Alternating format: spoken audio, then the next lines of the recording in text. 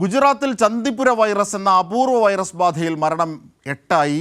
15 പേർ വിവിധ ആശുപത്രികളായി ചികിത്സയിലുണ്ട്. കുട്ടികളടക്കം മരിച്ചതോടെ കടുത്ത ജാഗ്രതയിലാണ് ഗുജറാത്ത്. അതേസമയം പരിഭ്രാന്തരാകേണ്ട ആവശ്യമില്ലെന്ന് ഗുജറാത്ത് ആരോഗ്യമന്ത്രി ഋഷികേഷ് പട്ടേൽ അറിയിച്ചു.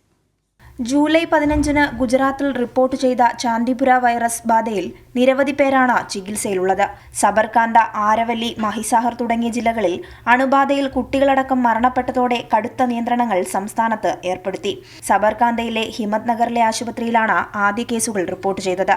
റാബ്ഡോ വിറിഡോ ഗണത്തിൽപ്പെട്ട വൈറസ് കൊതുക്, ഈച്ച എന്നിവയിലൂടെയാണ് രോഗം പടർത്തുന്നത്. അണുബാധയുണ്ടായാൽ കേന്ദ്ര നാഡീവ്യൂഹത്തെയും മസ്തിഷ്കത്തെയും ഗുരുതരമായി ബാധിക്കുന്നതുകൊണ്ട് തന്നെ മരണസാധ്യത കൂടുതലാണെന്നും എത്രയും വേഗം ചികിത്സ ലഭ്യമാക്കേണ്ടതുണ്ടെന്നും ആരോഗ്യ വിദഗ്ധർ പറയുന്നു.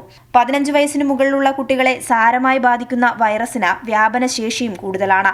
വൈറസിനെ പറ്റി പഠിക്കാനും മുൻകരുതലുകൾ എടുക്കാനും പ്രത്യേക സംഘത്തെ നിയോഗിച്ചതായും പരിഭ്രാന്തരാകേണ്ട സാഹചര്യമില്ലെന്നും ഗുജറാത്ത് ആരോഗ്യമന്ത്രി ഋഷികേഷ് പട്ടേൽ അറിയിച്ചു.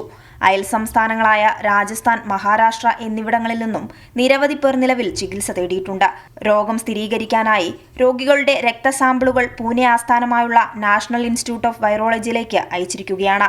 കൈരളി ന്യൂസ്, ദില്ലി.